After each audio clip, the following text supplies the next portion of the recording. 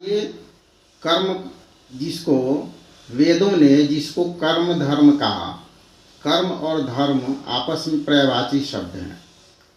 उसको कर्म कहिए या धर्म कहिए। तो आइए हम कर्म कांड पे, कर्म मार्ग पे विचार करते हैं। किसी भी कर्म कांड के करने के 6 नियम होते हैं। जैसे हम यज्ञ आदि करते हैं, आराधना करते हैं, पूजा करते हैं, जो भी व्रत करते हैं, जो कुछ भी करते हैं, वो सब कर्म कांड के अंतर्गत में आता है। तो इसमें 6 नियम होते हैं। जैसे जो यज्ञ में जो द्रव्य लगता है वो बिल्कुल शुद्ध होना चाहिए, शुद्ध कमाई का होना चाहिए, ईमानदारी का होना चाहिए।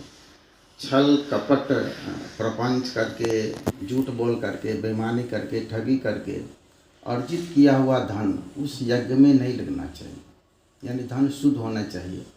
और अगर धन अशुद्ध होगा तो यजमान को नरक में जाना पड़ेगा। दूसरा, जगह शुद्ध होना चाहिए, स्थान पवित्र होना चाहिए।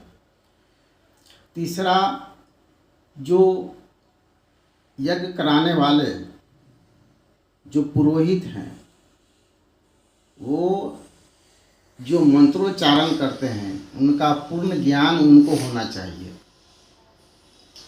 क्योंकि जितने भी मंत्र वेद में हैं उन सब वेद मंत्रों के शब्दों के एक एक अक्षर के स्वर होते हैं और उन स्वर का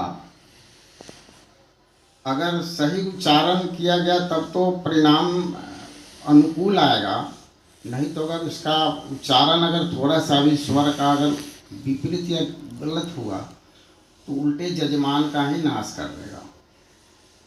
तो वेद मंत्र का जो स्वर है यानी वेद मंत्रों का वो पूर्ण ज्ञाता होना चाहिए, और जो यजमान हो और जो पुरोहित हो पूर्ण चरित्रवान होना चाहिए।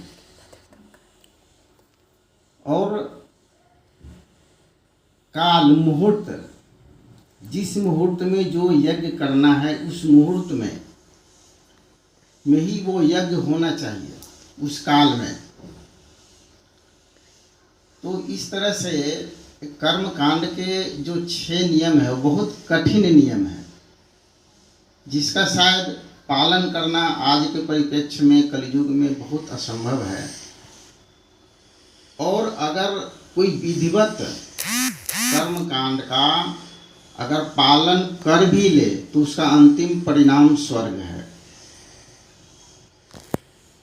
और कर्म कांड जो करते हैं उसे पुण्य मिलता है और उस पुण्य के बदले अंतिम जो परिणाम है वह स्वर्ग है।